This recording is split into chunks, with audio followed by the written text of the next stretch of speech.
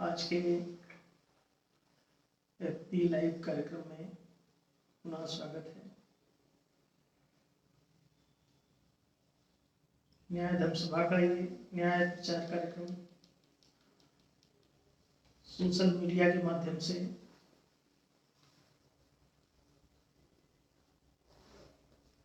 किया जा रहा है। न्याय इस दुनिया की प्राथमिक आवश्यकता है। मानव समाज न्याय के बिना अपनी सामाजिकता को कायम नहीं रख सकता। अतः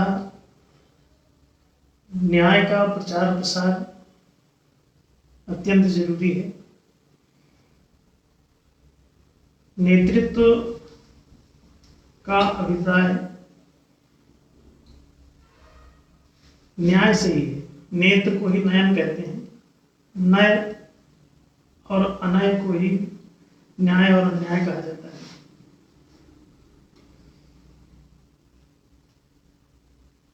लोगों को आगे ले जाना, रास्ते पर चलाना, मार्गदर्शन करना, नेतृत्व करना, पैरों को ठोकर न लगे,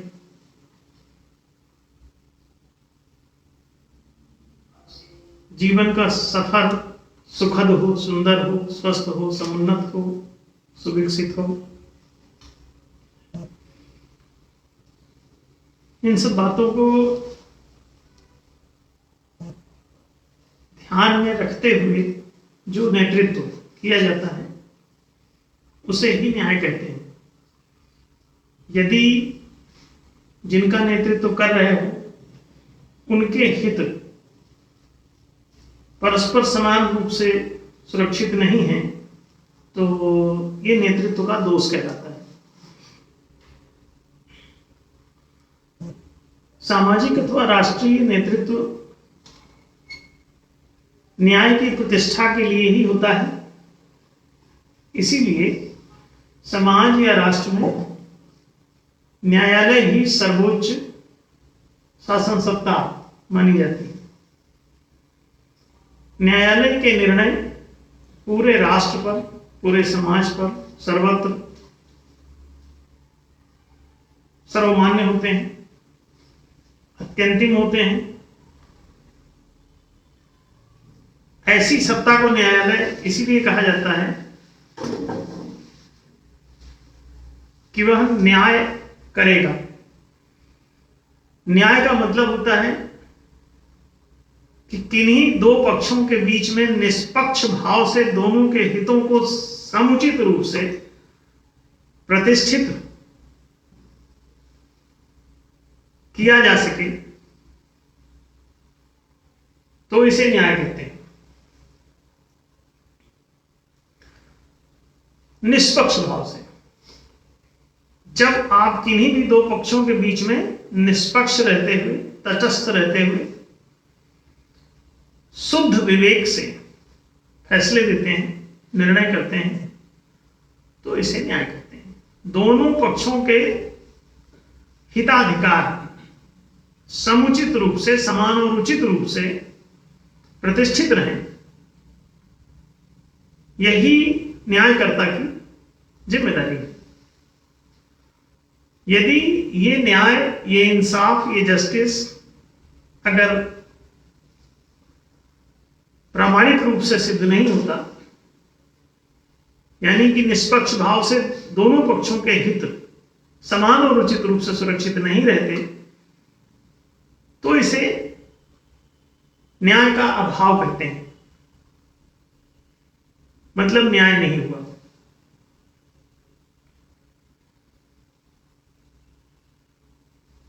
समाज या राष्ट्र के किन्हीं दो नागरिकों अथवा सदस्यों के बीच में समाधिकारिता प्रतिष्ठित हो, समुचित हिताधिकार उनके सुरक्षित रहें और समता और औचित्यता का उल्लंघन ना होता हो, ऐसी दशा में न्याय को प्रतिष्ठित हुआ माना जाता है। न्याय वास्तव में निष्पक्ष निर्णय ही है। जहां पक्षपात हो, पार्शियलिटी हो, वहां न्याय एग्जिस्ट नहीं करता। तो न्याय को किसी भी डिक्शनरी में खोल के देखें तो समाधिकारिता के अर्थ में, औचित्यता के अर्थ में ही, समता अथवा औचित्यता के रूप में ही वो परिभाषित होता है। इन दोनों शब्दों को मिला करके ही न्याय होता है एक्चुअली, समता और औचित्यता। तो सम जो है वो वास्तव में बराबरी के अर्थ में लिया जाता है। सम किसी भी चीज के लिए, जैसे मान लीजिए किसी के पास 4 फल हैं, 4 आम हैं, तो उनको 2 पक्षों के बीच में अगर वितरित करना हो तो उसे किस प्रकार से वितरित किया जाए? निष्पक्ष भाव से। 2 लोगों के बीच में, जबकि वो दोनों ही नागरिक हैं, तो दोनों समाधिकारी हैं, सभी नागरिक समान हैं, तो ऐसी दशा में उस आम को 50-50 कर देंगे, माने आधा आधा। तो इस समान विभाजन को, बराबरी के विभाजन को आधा आधा भी कहते हैं दोस्त। तो सम जो है वो आधे के अर्थ में भी है, आधे आधे के अर्थ में, आधा इधर आधा उधर के अर्थ में, मतलब 50-50 के अर्थ में, मतलब समान हिस्सेदारी के अर्थ में। हिस्सा माने हित, हित माने होता है कि आपका अंश और आपका अंश, दोनों के अंश, दोनों के भाग यदि बराबर हो तो उसे कहते हैं न्याय हुआ। तो किन्हीं भी 2 पक्षों, किन्हीं भी 2 नागरिकों के बीच में जो समाधिकारिता प्रतिष्ठित की जाती है वही न्याय के अर्थ में परिभाषित होता है। देखने में आ रहा है कि विगत काफी समय से लोगों के हित न्याय संगत प्रतिष्ठित हुए नहीं दिखाई देते। ऐसी दशा में जबकि एक नागरिक को शिक्षा मिलती हो, दूसरे को ना मिलती हो, एक नागरिक को रोजगार मिलता हो, दूसरे को ना मिलता हो, एक को आवासीय सुविधाएं मिलती हो, दूसरे को ना मिलती हो, एक को चिकित्सा आदि संरक्षण सेवाएं मिलती हो, दूसरे को ना मिलती हो, एक नागरिक को पेंशन दी जाती हो, दूसरे को ना दी जाती हो, एक नागरिक को किसी भी प्रकार की सेवाएं दी जाती हैं, दूसरे नागरिक को नहीं दी जाती हैं, तो ये पक्षपात कहलाता है। इसमें निष्पक्षता नहीं दिखाई दे रही, दोनों के हित समान रूप से सुरक्षित नहीं। तो इसमें समान हितों का जब वितरण नहीं है, व्यवहार नहीं है, तो ऐसी दशा में न्याय को प्रतिष्ठित हुआ भला कैसे माना जा सकता है? पूरे देश में देखें, हर साल बजट बनता है, कई कई लाख करोड़ के बजट बनते हैं, और वो घुमा फिरा के देखा जाए तो 5% लोगों के हित में ही पूरा नियोजित हो जाता है।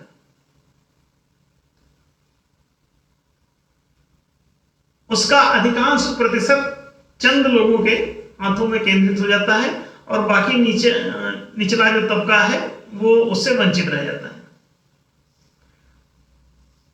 तो लगातार अगर किसी का हित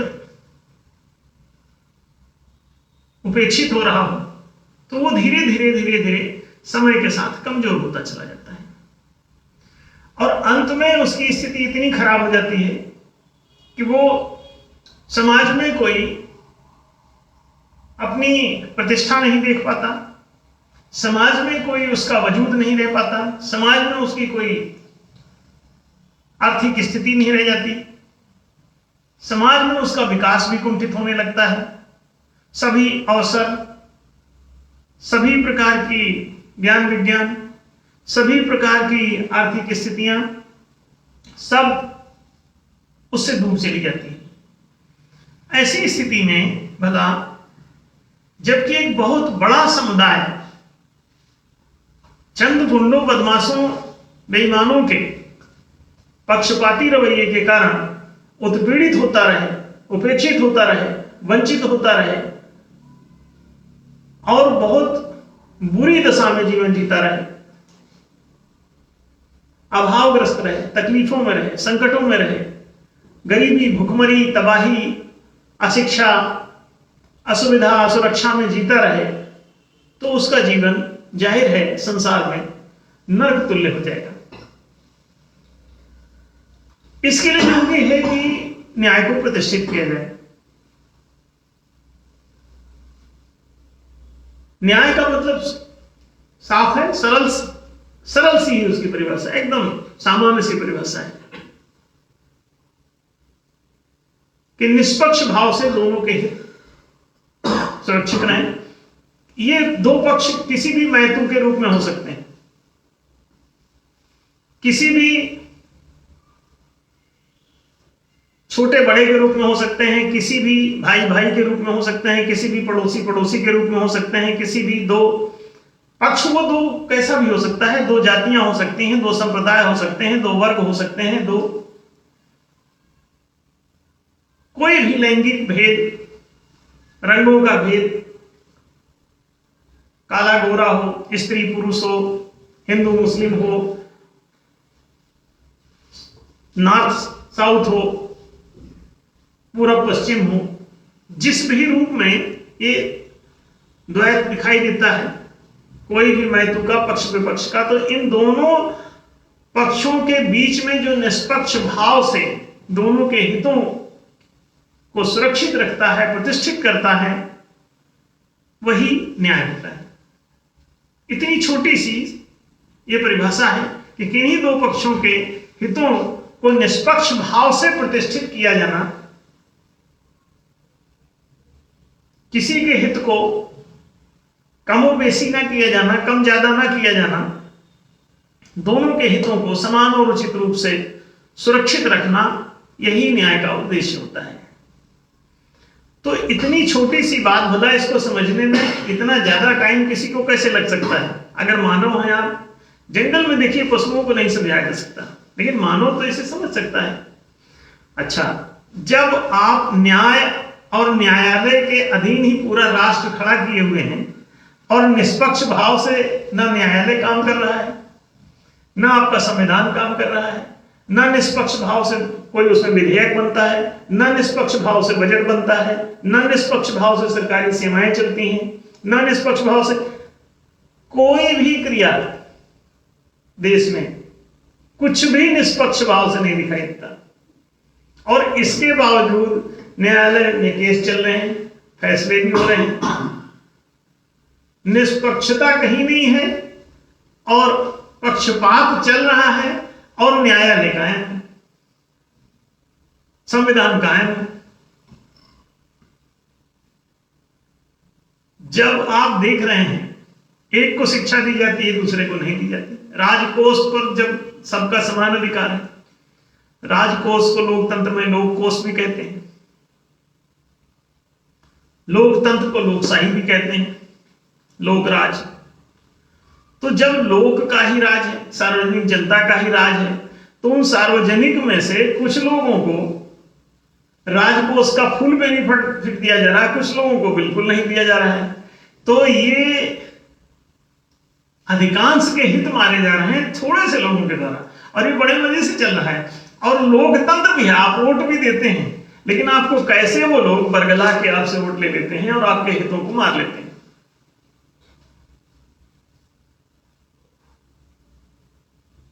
अब ये जो बात हम कह रहे हैं, हमसे पहले पूरा इतिहास उठा के देख लो, कोई भी राजनीतिक पार्टी के किसी भी नेता की स्पीच में ये बातें आप नहीं पाएंगे। और ऐसा क्यों है? क्योंकि वो नेतृत्व तो करने ही नहीं आए, वो ना उनमें नेतृत्व है ना नेत्र है। निष्पक्ष नेत्र तो चाहिए, पक्षपाती नेत्र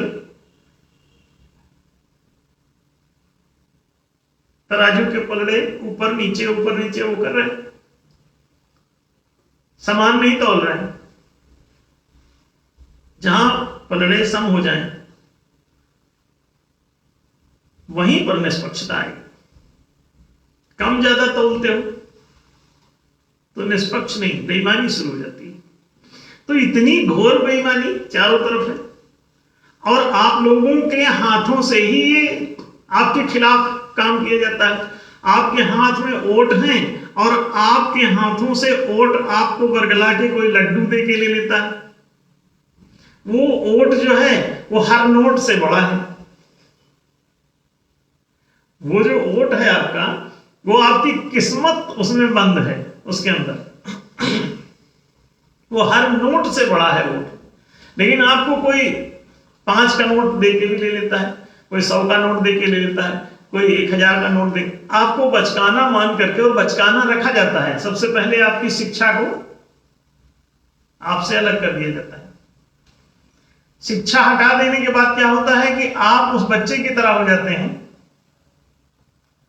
जैसे एक छोटा बच्चा है, कोई 1-2 साल का, आप उसको, उसके हाथ में अगर 1000 रुपए का नोट हो, आप उसको एक चॉकलेट दिखाइए 1 रुपए की चॉकलेट, उसको दिखाइए और उससे कहो कि ये नोट हमको दे दो तो ये चॉकलेट दे देंगे, तो वो 1000 रुपए का नोट आपकी 1 रुपए की चॉकलेट के लिए आपको दे देगा। और इस बात को हर नेता जानता है। इसीलिए नेतृत्व करता आपके 2 काम कभी नहीं करते। वो दुनिया के जितने भी कूटनैतिक राजनेता होते हैं वो आपके 2 काम कभी नहीं करेंगे। पहला काम कि आपको न्यायोचित वो शिक्षा नहीं देंगे। एक बात, शिक्षा के नाम पे कहेंगे अच्छा ठीक है पैसा ले लो।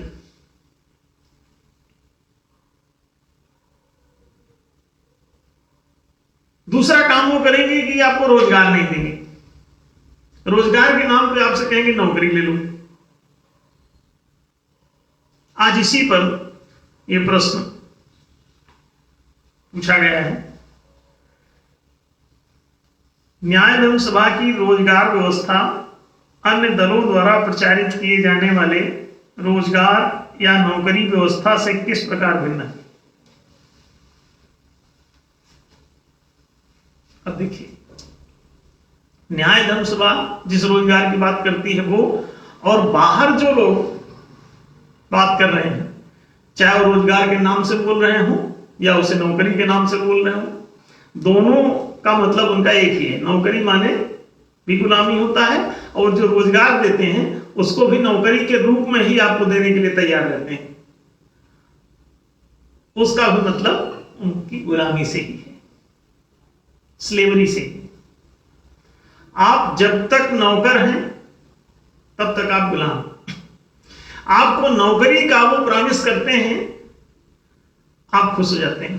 naukri.com से आप आवेदन करने के लिए आमंत्रित हैं। दुनिया में हर देश का राजनेता आपको नौकरी का कमिटमेंट करता है, रोजगार का कभी नहीं। रोजगार का मतलब रिसोर्स से होता है वास्तव में, नौकरी से नहीं। न्याय धर्म सभा जो कह रही है वो ये कह रही है रोजगार का, जहां जहां रोजगार शब्द इस्तेमाल करती है वो किसी नौकरी की बात नहीं करती, वो रोजगार की बात करती है। और रोजगार का अभिप्राय संसाधन से है, संसाधन का अभिप्राय अंग्रेजी में रिसोर्स से। रिसोर्स, तो there is a difference between resource and slavery. नौकर की अंग्रेजी क्या है?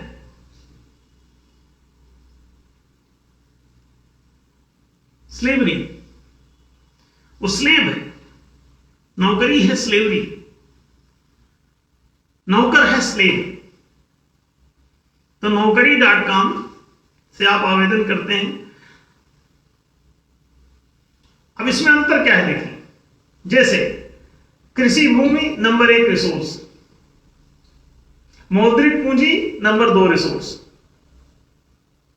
राजकोष नंबर 3 रिसोर्स, समाज कोष नंबर 4 रिसोर्स, बस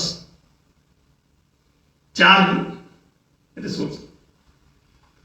पांचवा एक है जंगल। समाज में वो मान्य नहीं कि जंगल से कुछ भी चुग के उठाओ खाओ, वो समाज में मान्य नहीं। तो कृषि भूमि, वाणिज्यिक पूंजी, राजकोष, समाज कोष, सामाजिक संस्थाएं जो हैं, ट्रस्ट वगैरह, इनके जो कोष होते हैं, इनकी जो संपत्तियां हैं, वो भी एक रिसोर्स हैं। ट्रस्ट आदि जैसे बड़े बड़े मठ, मंदिर, गुरुद्वारे, चर्च, मस्जिदें, ऐसी ईश्वरीय जो भी सेंटर्स हैं जिनको आप किसी ट्रस्ट आदि के माध्यम से उसे संचालित करते हैं, तो उसका जो रिसोर्स है वो, उससे भी कुछ आपको इनकम होती है। उसमें जो लोग लगे हुए हैं बाकायदा उनके पास पैसा आता है। और राजकोष, राजकीय संपदा जो पकड़े बैठे हैं, राजगद्दी जो थामे बैठे हैं, उनके पास राजकोषीय संपदा है। तो राजकोष एक रिसोर्स है।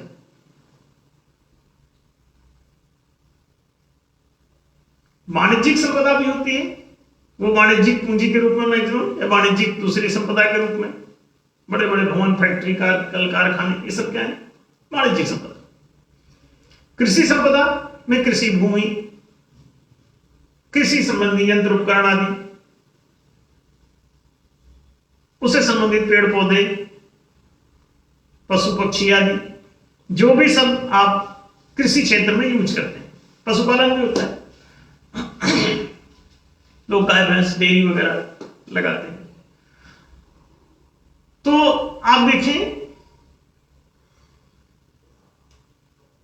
4 ही रिसोर्स हैं। न्याय धर्म समाज जब रोजगार की बात करती है तो इन 4 रिसोर्सों से उसका मतलब होता है, किसी नौकरी से नहीं।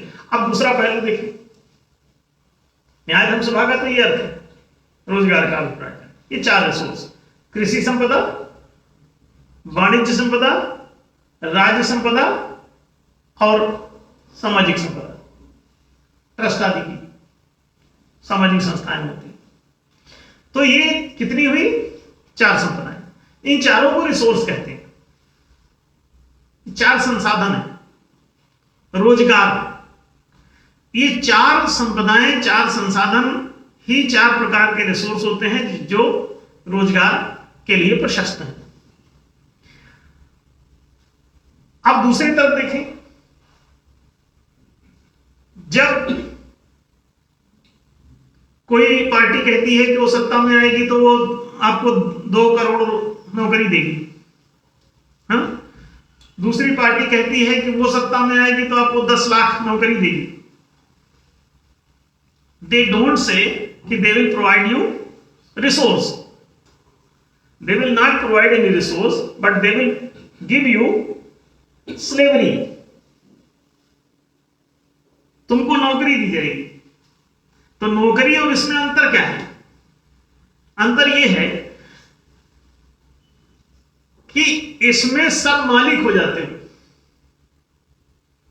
न्याय धर्म समाज जो कह रही है उसमें जो ये चारों रिसोर्स अगर आपको रोजगार के रूप में दिए जाते हैं तो आप हो जाते हो मालिक। और दूसरी तरफ देखें, जब आप नौकरी में जाते हो तो मालिक कोई और होता है और आप महज नौकर होते हो। मतलब ये रिसोर्स कोई और रखता है, आपको नौकर बनाता है। जैसे पहला जमीन है, कृषि भूमि है, तो कृषि भूमि का जमीन का जमींदार कोई और बन जाता है और आपको कहता है आप इसमें नौकर बन जाओ। जनता से बोले कि तुम नौकर बन जाओ और ये रिसोर्स का मालिक जो है कोई और होगा, न्याय नहीं है, तो दो भाग में आप बंट जाते हो, मालिक और नौकर। अब मालिक का मतलब है कि वो कोई काम नहीं करेगा, नौकर का मतलब है वो सब काम करेगा। मालिक को वो घोषित कर लेते हैं कि वो अधिकारी वर्ग है और इसको कहते हैं कर्मचारी वर्ग है। नौकर माने कर्मचारी। शास्त्र कहते हैं कि कर्म प्रधान विश्व करी राखा, जो जस कीन सो तस पर चाहा। शास्त्र तो ये कहता है कि सभी लोग, पूरी मानव शरीर ही कर्म काया है और सभी लोग कर्मचारी हैं। कृष्ण कहते हैं कि कर्म किए बिना तुम एक पल भी नहीं ठहर सकते, तो तुम अधिकारी कब बन गए और कर्मचारी दूसरे को बना दिए। ये तो कर्म प्रधान काया ही है, तो कर्मचारी तो सभी को होना चाहिए था,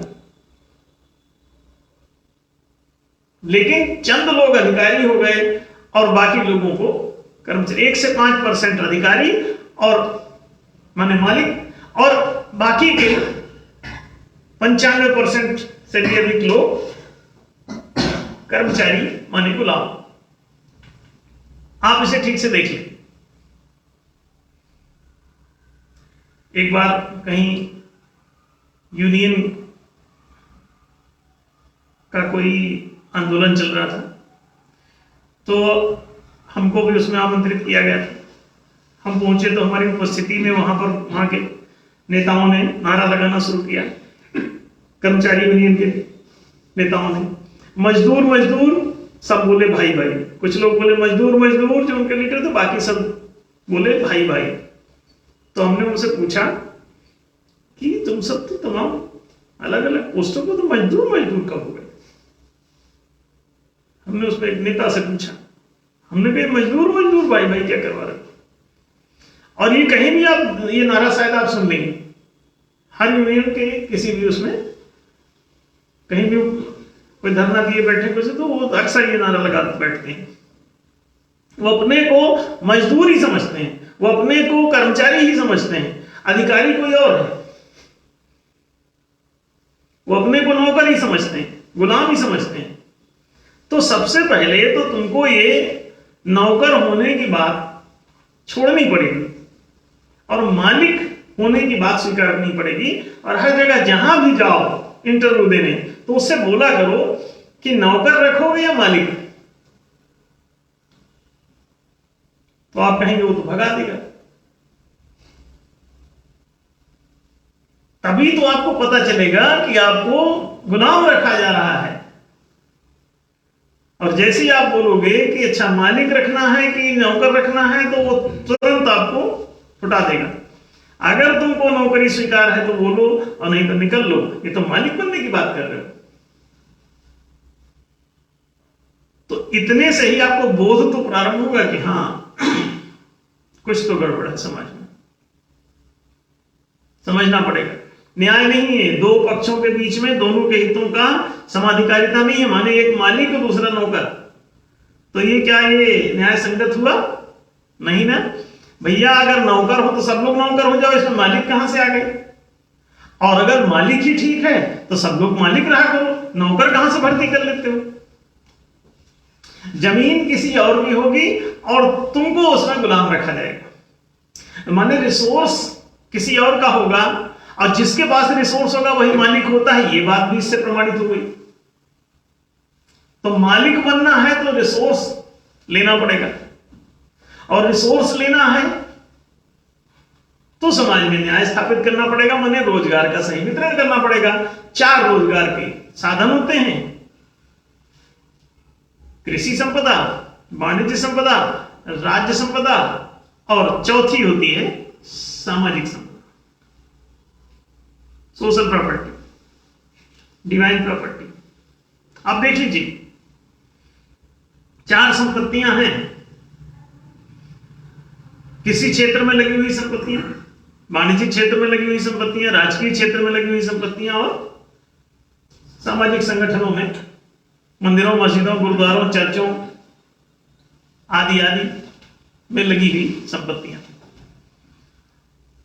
और ये चारों बड़ी व्यापकता में है, बहुत विशाल भंडार है इन चारों का। आप सुनेंगे तो आप थर्रा जाएंगे, इतनी बड़ी मात्रा में है ये संपदा।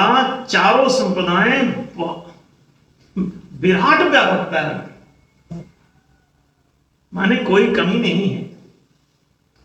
लेकिन उन सभी संपत्तियों को विगत हजारों वर्षों से न्याय गायब है, और चंद लठैतों के हाथ में उन संपत्तियों को सेंट्रलाइज कर दिया गया, या उन्होंने लाठी के बल से अपना घेर लिया है उसे।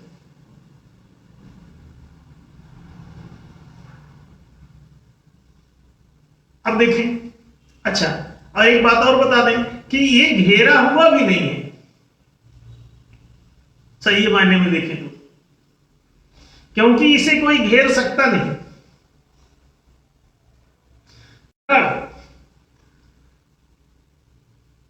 तुम्हारी अज्ञानता का फल है, तुमको सही जानकारी नहीं है, इसलिए तुम गुलाम हो जाते हो।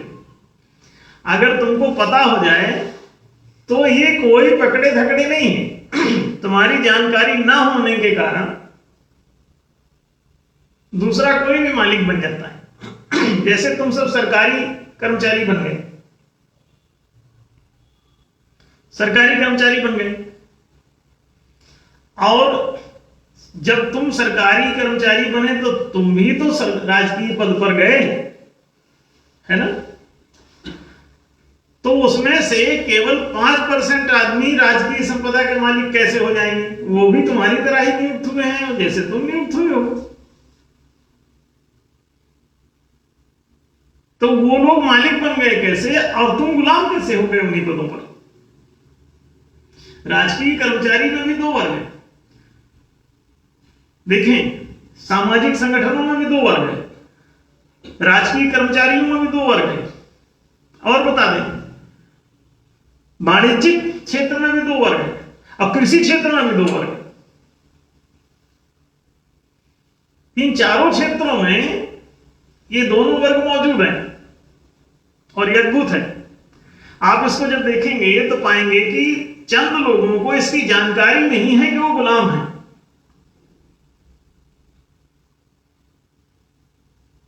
जैसे कोई हमको बता रहा था कि गांधी जी से किसी ने पूछा कि आपको इतना समय क्यों लगा देश को आजाद कराने में, तो उन्होंने कहा कि 40 साल तो वो पहले इस बात का प्रचार करते रहे कि तुम गुलाम हो, तुम गुलाम हो, तुम गुलाम हो। उनको बताया, उनको पता ही नहीं था, देश के जनता को पता ही नहीं था कि वो गुलाम है। अब अगर किसी बीमार को ये पता ही ना हो कि वो बीमार है तो वो इलाज क्यों करेगा? अब पता चल जाए तो पता चलते ही वैसे ही ठीक होने लगता है आदमी, वो सावधान हो जाता है। तो सावधानी से 99% तो वैसे ही ठीक हो जाता है। 1-8% की इलाज की जरूरत रहती है, वो जिंदगी की तमाम जड़ी बूटियों में सब उपलब्ध है, आप खा पी के औषधि दुरुस्त हो जाते हैं। यदा कदा अच्छे डॉक्टर भी मिल जाते हैं, तो इलाज तो है। लेकिन जानकारी ही नहीं है तो अच्छी औषधि हो, अच्छे डॉक्टर हो, अच्छा अस्पताल हो, माने अच्छा ऑर्गेनाइजेशन हो, क्या कर लोगे? तुम तो इसी भ्रम में हो। और कई बड़े गर्व से बताते हैं कि उनकी नौकरी लग गई, गर्व से बताते हैं कि उनकी नौकरी लग गई, खुश भी होते हैं। तो जब आप गलत बातों में ही प्रसन्न होने लग जाते हैं तो यही अज्ञान ही तो है जो आपको जकड़े हुए।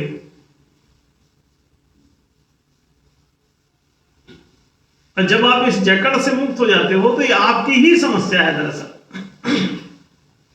आपको समझना है कि आपको मालिक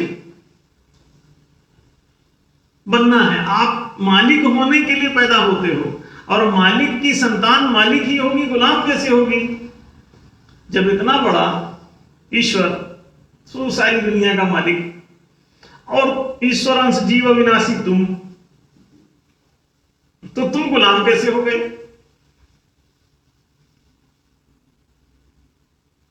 जब तुम सब ईश्वर के ही अंश हो और ईश्वर सारी दुनिया का मालिक है, तो तुम उसके ही वारिस में तुम गुलाम क्यों हो गए? तो किसने तुमको दिग्भ्रमित कर दिया? इन जीवों में ये लफड़ा हो गया। जीव जो पैदा हुए थे इसमें पैदाइशी ये सब अज्ञानी रहते हैं, तो बहुतों को पता ही नहीं रहता कि वो भी ईश्वर के अंश है। उनको बताना पड़ता है भैया। दर्शन उन लोग इसीलिए, जो चालाक आदमी है वो समझ जाता है कि अच्छा इसको पता ना चल जाए, तो वो दर्शन नहीं पढ़ने देता। वो कहता है सत्य तो खोज का विषय है, अब तुम खोजते रहो। नहीं, सत्य शिक्षा का विषय है, खोज का नहीं। खोजा हुआ है। जैसे भाषा खोज का विषय नहीं है, भाषा आपको पढ़नी है, खोजना नहीं है। भाषा खोजी खोजाई, व्याकरण उठा लो, पढ़ लो। नहीं, गणित खोज का विषय है। नहीं, गणित खोज का कैसे विषय? गणित खो गई है क्या जो खोज रहे? गणित है तो भाई, गुणा है, भाग है, जोड़ है, घटाना है, 1 2 3 4 5 6 सब देखो है, 1 2 3 4 5 6 7 8 9 10 सब गिन लो। और मैथमेटिक्स की किताबें उपलब्ध है, खोई कहां है, सब मौजूद है। तो जब खोई नहीं तो खोज कौन? पढ़ लो। तो वो पढ़ाते नहीं है, कहते हैं खोजो जाके, पढ़ाते नहीं, कहते खो गई। अब खोजो, सत्य खो गए। क्योंकि सत्य ये है कि जो एक है वही दूसरा है। तो कहते हैं हम ये बात तुमको अभी पढ़ा देंगे, तुम अभी से हल्ला करने लगो। तुम कहोगे कि फिर तुम राजा कैसे बन गए, तुम मालिक कैसे बन गए, और हम गुलाम कैसे बन गए? रिसोर्स के तुम मालिक हो गए और हम गुलाम हो गए, तो तुम मालिक क्यों बन गए ये बता दो। जब मैं और तू दोनों एक तत्व रचा संसारा, इधर भी ईश्वरंश जीव अविनाशी, उधर भी ईश्वरंश जीव अविनाशी। अब अल्लाह माने सर्वव्यापी सत्ता, ब्रह्म माने सर्वव्यापी सत्ता।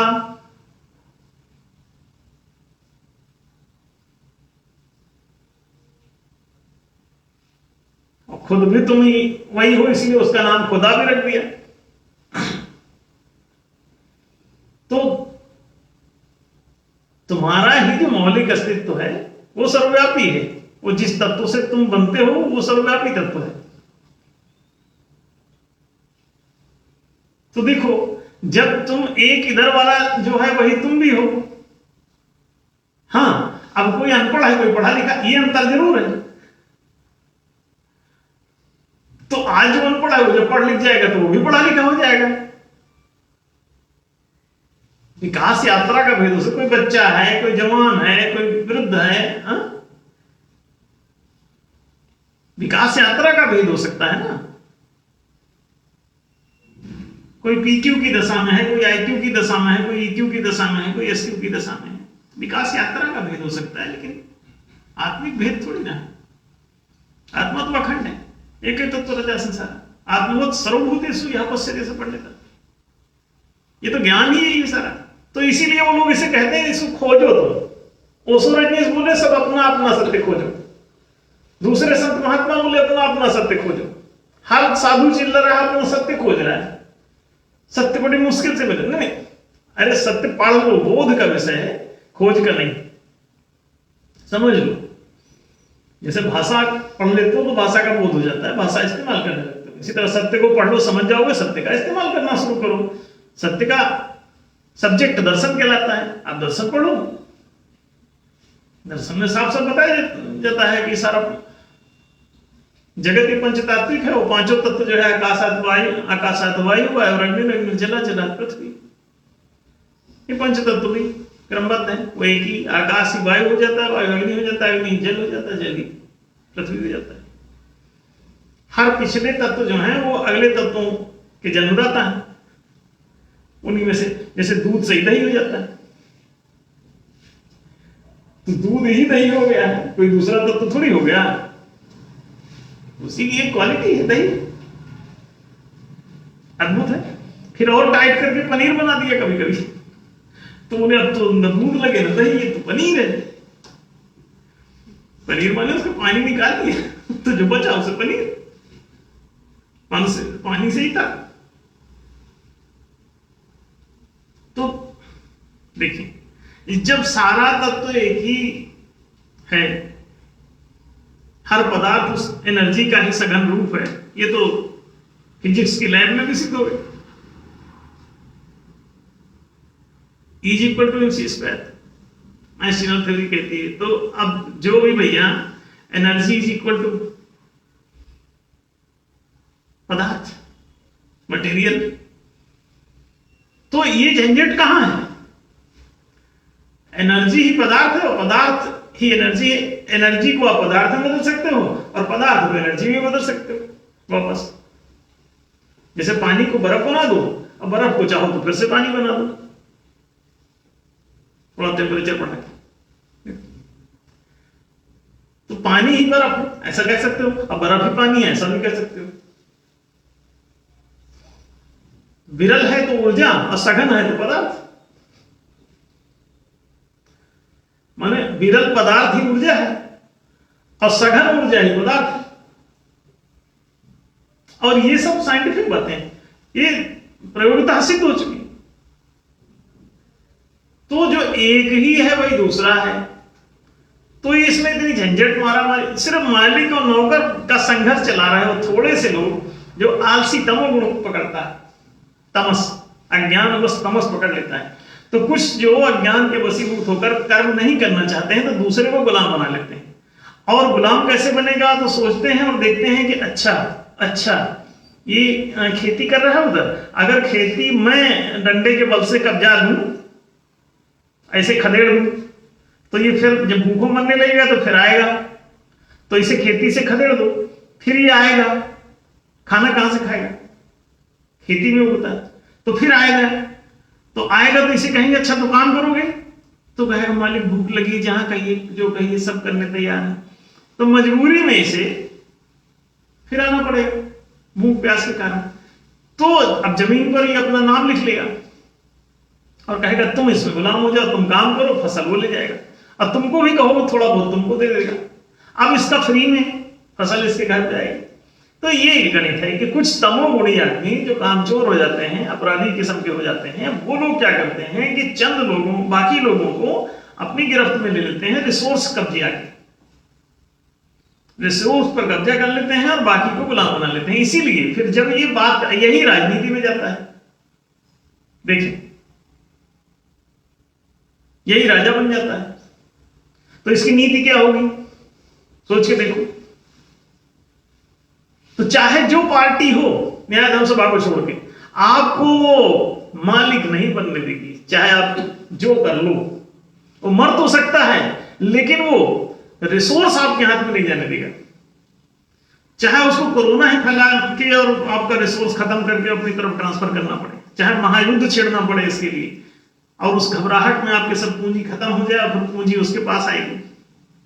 आप जमीन बेच के खाओगे तो जमीन कौन खरीदेगा? यही, और जमीन आ गई, अब उसका आपका काम खत्म हो गया। इसलिए न्याय धर्म सभा ने कहा कि प्रति किसान 5 एकड़ कृषि भूमि अहस्तांतरणीय, अविक्रयशील भूमि, माने ना उसे कोई दान दे सकेगा, ना कोई ले सकेगा, ना उसे कोई छीन सकेगा, ना उसे कोई गिरवी रख सकेगा, ना ही उस पर से कोई उसको बेदखल कर सकेगा, ना ही उसे कोई बेच सकेगा, ना उसको खरीद सकेगा। ये हमेशा उसका मालिक रहेगा जब तक उस कृषक के पद पर है, जब तक वो किसान है तब तक ये उसका मालिक रहेगा। जब ये किसी दूसरे रिसोर्स की ओर जाएगा और खुद स्वयं से जब इसको छोड़ के दूसरा रिसोर्स पकड़ेगा, तभी इससे बाहर होगी। इसके उस पद पर रहते हुए कभी संपत्ति का मालिकाना हक इसका नहीं जाएगा। ये संवैधानिक रूप से हमने लिखने के लिए इसमें कहा, इसका विधेयक बनाओ, संविधान में से दर्ज करो।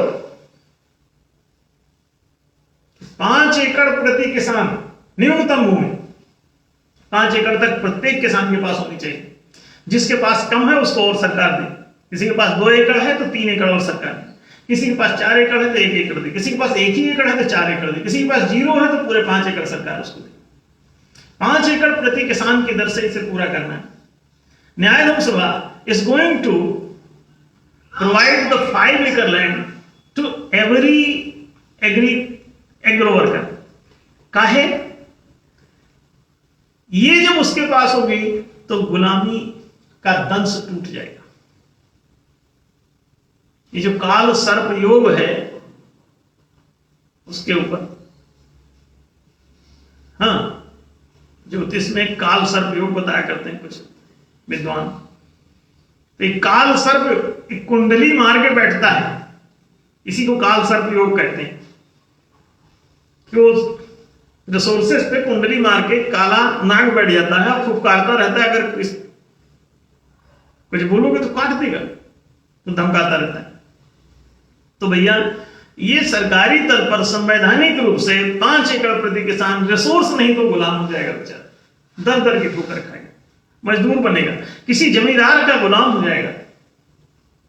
उसे बचाओ, मालिक बनाओ।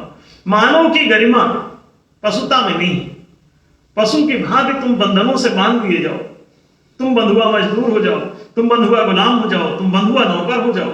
नहीं नहीं, तुम मालिक की तरह जाके बैठो अपने खेत में, मालिक की तरह अपने खेत में खड़े हो, मालिक की तरह अपनी दुकान में बैठो, मालिक की तरह अपनी राजकीय कुर्सी पर बैठो। राजकीय पदों पर आप आश्चर्य करेंगे, राजकीय पदों पर बढ़ने वाली सैलरी का मैक्सिमम 80% तक, 15 से 20% ऊपर के लोग सब गड़प जाते हैं। ये परसेंटेज और खतरनाक हो सकता है। ये तो एक अनुमानित आंकड़ा बताया जा रहा, रियलिस्टिक इसका परीक्षण करने पर टोटल जब इसका देखा जाएगा सारे इम्वॉल्वमेंट सहित मिला के, तो ये बड़ा भयंकर होगा। कहो ये 1 से 5% आदमी के हाथ में सेंट्रलाइज मैक्सिमम, और बाकी का जो बचता है 15-20%, उसमें से सारे कर्मचारियों को सैलरी दी जाती है। ये सब आंकड़े ढूंढने होंगे। जब सारे एमॉल्यूमेंट्स देखो, नीचे वालों को तो कोई एमॉल्यूमेंट्स होते ही नहीं, सब ऊपर ही होते हैं। तो केवल सैलरी नहीं देखनी है, बहुत कुछ है उसके पीछे गणित, सब छिपा हुआ है मामला।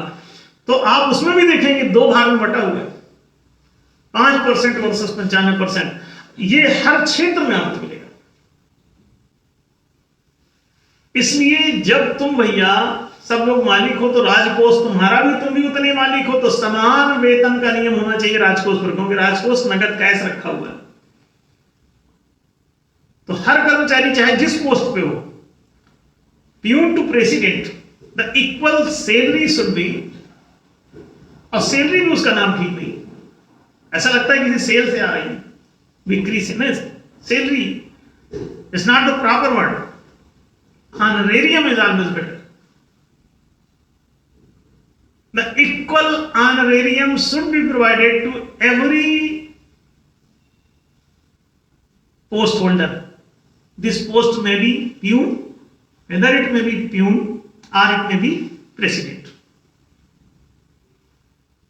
चपरासी से राष्ट्रपति तक सभी राजकीय पदों पर, चाहे वो कंपाउंडर हो, चाहे डॉक्टर हो, चाहे नर्स हो, चाहे वो सिपाही हो, चाहे इंस्पेक्टर हो, चाहे एसपी हो, समझे, चाहे वो पटवारी हो, चाहे कानून को हो, चाहे तहसीलदार हो, और चाहे वो एसडीएम हो, कलेक्टर हो, कुछ भी हो, कमिश्नर हो, राज्यपाल हो, राष्ट्रपति हो, the every post holder should be equally paid as honorarium. Honorarium है उसका, एक प्रकार का मानदेय है उसका, वो उसको उसके घर के लिए निर्वाह व्यय है। और घर सबका एक ही समस्या, एक समान समस्या वाला है, तो उनके सबके घरों में भैया किसी के यहां फाके पड़ रहे हैं, किसी के यहां मस्ती कट रही, ये उचित नहीं। इक्वल सैलरी, जिसको ज्यादा पैसे का प्रलोभन है तो वो कृषि क्षेत्र, वाणिज्य क्षेत्र में जाओ ना। वाणिज्य क्षेत्र पैसा कमाने के लिए लाखों रुपए मंथली कमाओ, कौन मना कर रहा है? 10-20 लाख रुपए कमाओ, पर डे कमाओ लाखों रुपए, कोई मना नहीं। वाणिज्यिक क्षेत्र तो खुला हुआ है ना पैसे की लालच के लिए। पैसे की लालसा के लिए आप सेवा करने जाएंगे, पैसे का जो लोभी है वो सेवा नहीं कर सकता किसी की, तो मार्कशीट तक फर्जी बेचेगा। तो वाणिज्य में बेचो खरीदो भैया, लेकिन वहां पे जाके स्कूल, शिक्षा का केंद्र है, अस्पताल, स्कूल, ये सब राजकीय सेवाओं में होना चाहिए। शिक्षा, रोजगार, सुविधा, संरक्षण, ये चारों चीजें प्रोवाइड करना ये सरकारी सेवाएं। 4 भाग में बांट करके राजकोष को ये चारों सेवाएं प्रदान करो, और जिस भी फील्ड में ये सब लोग लगे हुए हैं चारों सेवाओं के क्षेत्र में, उनमें से 50% तक राशि इनके ऑनरेरियम के रूप में वितरित करो, और बची हुई 50% मैक्सिमम लिमिट है उसके नीचे रखो। 50% तक राशि आप इक्वली बांट दो उनके सबके सैलरी के रूप में, और बाकी जो है इंफ्रास्ट्रक्चर विकसित करो, स्कूलों का, अस्पतालों का, परिवहन, सड़क, ट्रेन, जहाज, जो भी आप सरकारी तल पे सेवाएं दे रहे हैं, तो वो सब उन पे व्यय करो, और 50% राशि पूरी उस पे इंफ्रास्ट्रक्चर पर लगाओ। रिसोर्स अब बंटने चाहिए। ये 4 रिसोर्स हमने बताया, 4 संपदाएं हैं। इसे कह लो कृषि कोष, वाणिज्य कोष, राजकोष और समाज कोष। 4 ये कोष हैं, यही रिसोर्स हैं। इस कोष को संपदा भी कहो, कृषि संपदा, वाणिज्य संपदा, राज्य संपदा और चौथी सामाजिक संपदा। तो 4 ये संपदाएं, और इन चारों संपदाओं में से एक रोजगार, कोई भी एक संपदा, कोई भी किसी ना किसी व्यक्ति के पास होनी चाहिए, नागरिक के पास होनी चाहिए। 4 में से एक कोई भी, प्रति परिवार एक रोजगार। परिवार क्यों? क्योंकि रोजगार पारिवारिक होता है, वो पति पत्नी और नाबालिग बच्चे होते हैं। तो प्रति परिवार एक रोजगार का सिद्धांत न्याय एवं सभा दे रही है। इसके प्रस्ताव में पिछले 30 सालों से न्याय एवं सभा इन बातों का प्रचार कर रही है। अब इसे राजनीतिक दल के रूप में इसलिए उतारा क्योंकि सभी राजनेताओं को, सभी राजनीतिक दलों को, सभी सरकारों को, सभी समाज सेवियों को, सबको हम लोग पिछले कई वर्षों से लगातार दे रहे हैं। लेकिन जब उन लोगों ने न्याय को प्रतिष्ठित करने का किंचित भी प्रयत्न नहीं किया, बार बार झूठ बोल के सत्ता में आते रहे, बाहर होते रहे, सत्ता में आते रहे, बाहर होते रहे, वहां बैठने पर कभी न्याय नहीं किया। इसलिए इन 111 प्रस्तावों को, 111 न्याय प्रस्तावों को प्रतिष्ठित करने के लिए न्याय एवं सभा ने इसे राजनीतिक दल के रूप में उतारा। अब बस एक बार जब भी ये जहां कहीं किसी स्टेट में या सेंट्रल में जब भी कहीं पहुंच जाएगी, वही इस जगत में अंतिम दिन होगा। सारी गरीबी का, सारी भुखमरी का, सारी बदमाशी का, जितना भी अन्याय है, वो एक ही दिन पर्याप्त है इसके लिए। अगर ये पूर्ण बहुमत में आती है, इसे हर प्रकार की नीतियां लागू करने का, हर प्रकार का विधेयक पारित करने का, यदि इसे वहां पे जितना भी उसके लिए रिक्वायर्ड बहुमत है, यदि इसे हासिल हो जाता है, तो वही अंतिम दिन होगा सारी समस्याओं, सारी की सारी गुलामियों का, वही आजादी का दिन होगा।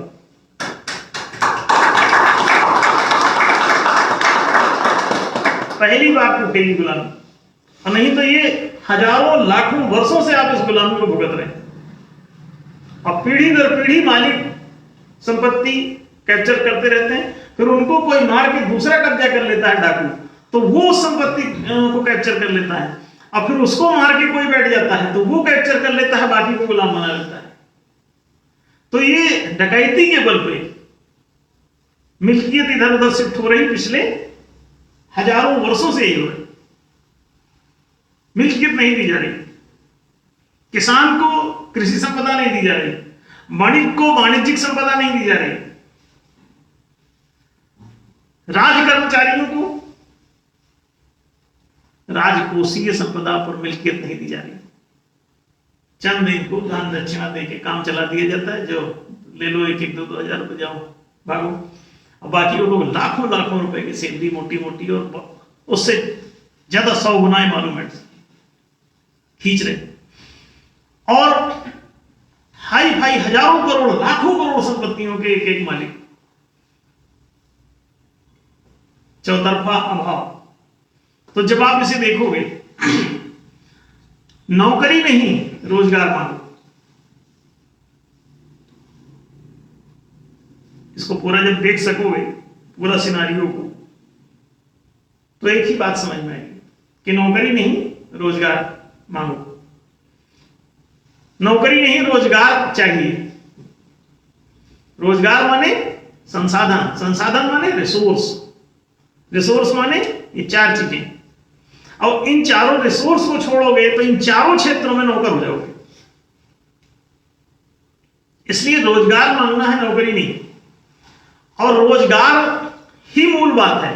बाकी आप चाहे आम आदमी पार्टी लाओ, चाहे भाजपा लाओ, चाहे कांग्रेस लाओ, चाहे और साइकिल वाली लाओ, चाहे हाथी वाली लाओ, चाहे और कोई हंसिया थोड़ा लाओ, वो आपको मूल जो आपकी समस्या है कि आपको मालिक नहीं बनने देंगे, आपको रखेंगे वो गुलाम। चाहे आप चीन चले जाएं, चाहे पाकिस्तान चले जाएं, चाहे आप अमेरिका चले जाएं, इंग्लैंड चले जाएं, अफ्रीका चले जाएं, भारत में आ जाएं, बांग्लादेश में चले जाएं, नेपाल चले जाएं, जहां मर्जी चले जाएं, बचेंगे नहीं। गुलामी पीछा नहीं छोड़ी। गुलामी से पीछा छुड़वाने का एक ही तरीका है कि मालिक बन जाओ। और मालिक तुम्हारे पास मिल्कियत के सारे रास्ते और सारे अधिकार मौजूद हैं, इसके बावजूद तुम मालिक नहीं बनते हो। क्यों? तुमको ये पता ही नहीं कि तुम गुलाम हो, बताना पड़ेगा। 30 साल से हम भी बता रहे हैं तुम गुलाम हो, तुम गुलाम हो, तुम गुलाम हो, अभी समझे नहीं। अब इसलिए इसे बड़े पैमाने पर घर घर जा जाके बताने की जरूरत है कि गुलाम नहीं, मालिक बनो। वो तुमको लड्डू देंगे, तुमको तुम्हारा राशन कार्ड बना देंगे। अब देखिए, शासन तुम्हारा राशन कार्ड बना रहा है। कभी आपने सोचा कि राशन कार्ड क्यों बन रहा है? हर गुलाम को राशन कार्ड चाहिए। राशन कार्ड किसको देते हो? राशन किसको देते हो? राशन की जरूरत किसको है? सोचिए, बताओ।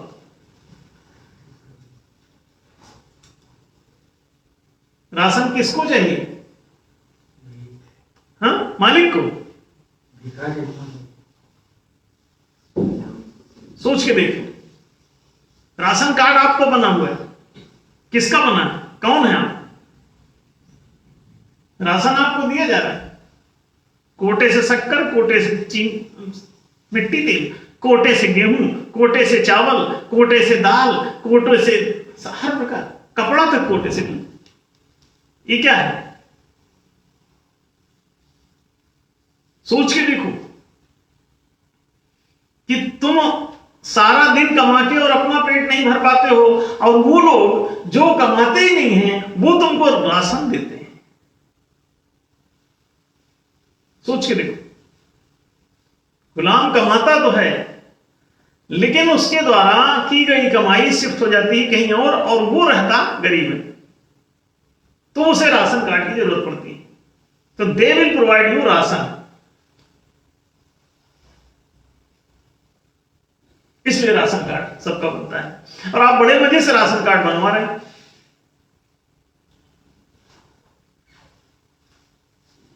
राशन कार्ड भी गुलामी का प्रमाण पत्र है। तो राशन कार्ड नहीं, शासन कार्ड बनवाओ। न्याय धर्म सभा आपको शासन कार्ड देगी, राशन कार्ड नहीं। शासन कार्ड कैसे आएगा आपके पास? आपको मताधिकार, ये जो मताधिकार पत्र होगा ना, 12 मताधिकार उसमें लिखा होगा, वो जो है शासन कार्ड होगा आपका, कि आप शासन करेंगे, जनता का शासन आएगा। तो जनता रिसोर्स लेना पसंद करेगी कि राशन? बताओ, संसाधन लोगे या राशन? संसाधन लेना ठीक है या राशन लेना? ये सब लोग सोच लें, विचार कर लें। न्याय धर्म सभा आपको शासन कार्ड देने वाली है, राशन कार्ड नहीं। राशन तो आपके घर घर मिलेगा, जब आपके पास रिसोर्स है, तो राशन तो रिसोर्स से आता है ना, अपने आप पैदा हो जाएगा। राशन क्यों लोगे? राशन भिखारी हो, भिखमंगे हो, भूखड़ हो, राशन भूखमंगे। अरे भूखड़ हो, राशन किसको चाहिए? जो भूखों मर रहे हैं, नहीं तो राशन क्यों? अगर आपके पास रिसोर्स है तो आप कहेंगे हम राशन क्यों देना, आई हैव रिसोर्सेस। तो राशन कार्ड समाप्त करके आपको शासन कार्ड न्याय सभा देंगे और शासन कर सकेंगे। महालोकतंत्र जिसमें 12 मताधिकार होंगे आपको शासन व्यवस्था पर नियंत्रण बनाए रखने के लिए और प्रशासन व्यवस्था पर नियंत्रण बनाए रखने के लिए, प्रशासनिक क्षेत्र पर नियंत्रण बनाए रखने के लिए कि पुलिस आपको गाली ना दे सके, कोई आपको धौंस ना दे सके, पटवारी आपसे घूस ना मांग सके, किसी भी दफ्तर में जाके आपका प्रमाण पत्र दौड़ते हुए बने, जो भी आप काम करना चाहते हैं फटाफट सब काम हो, उसके लिए आपके पास होगा प्रशासनिक अधिकार, प्रशासनिक नियंत्रण आपके पास होगा। कैसे कि आपके पास वीटो पावर भी 12 मिली, तो 12 मताधिकार और 12 निषेधाधिकार, वीटो पावर। वीटो पावर आप किसी को भी तत्काल प्रभाव से सस्पेंड कर सकेंगे, चाहे जो आपसे घूस मांगे। आप पुलिस में गए रिपोर्ट लिखाने, उसने गाली दी, सस्पेंड। मंत्री को गाली क्यों नहीं देती पुलिस? क्योंकि वो सस्पेंड कर देगा। जब जनता का शासन होगा तो जनता सस्पेंड कर सकेगी। मानिए ये सिद्ध हुआ ना, शासन जिसका होगा वही तो सस्पेंड करेगा, तो जनता विल सस्पेंड पटवारी को, कानूनगो को, राष्ट्रपति को सस्पेंड कर सकेगा। राष्ट्रपति गाली देगा जनता को। आप देख लीजिए, ये आपके हाथ में शासन कार्ड की जरूरत है, ये बात आप समझ गए होंगे। तो ये नौकरी और रोजगार में अंतराल को आपको समझना है और इससे मुक्त होना है, नौकरी से, और रोजगारी बनने की जरूरत है, संसाधन के मालिक बनने की जरूरत है। चारों संसाधनों के आप मालिक बनो, 4 में से कोई भी अपनी पात्रता अनुसार एक संसाधन आपको मिलना ही चाहिए। और ये व्यवस्था तभी आएगी जब आपका एक महालोकतंत्र वास्तविक आएगा। हम लोग ला रहे हैं धीरे धीरे, और आगामी जहां कहीं भी जिस भी चुनाव में न्याय सभा जीतती है तो ये सब जनता का शासन लौट आएगा। तो आज का समय चूंकि समाप्ति की ओर है, तो आज की बात हमें ही समाप्त करते हैं। आप सभी लोग अधिक से अधिक मात्रा में इसे पहुंचाएं सभी तक, पूरे देश में इसका प्रचार करें। आप सबकी भी जवाबदारी है, न्याय प्रतिष्ठित करना है। न्याय के बिना इस जगत का दुख नहीं मिटेगा। कुराजनीति अन्याय पर आधारित होती है, सुराजनीति न्याय पर आधारित होती है। न्याय मूलम सुराज्यम स्यात्, न्याय के मूल आधार पर ही स्वराज्य प्रतिष्ठित होता है। तो आप सभी को न्याय प्रतिष्ठित करना है, तो इसका न्याय को जन जन तक पहुंचाना है। ज्यादा से ज्यादा दूर दूर तक सब लोग इसे शेयर किया करें, ज्यादा से ज्यादा पार्टिसिपेट करें, और इसे कोशिश करें कि अगर इसे ये सीधा प्रसारण जैसा इसे जगह जगह अगर प्रोजेक्टर लगा के अगर गांव-गांव तक इसे दिखाएं लगातार हर संडे को, तो ये सभी में जागरूकता आएगी और जनता जागरूक होने के बाद अपने हिताधिकारों को बचा सकेगी, गुलाम होने से बच सकेगी, नौकरी पाने से बच सकेगी, रोजगार पाने लगेगी, संसाधन की मालिक हो जाएगी। तो आप सभी का धन्यवाद।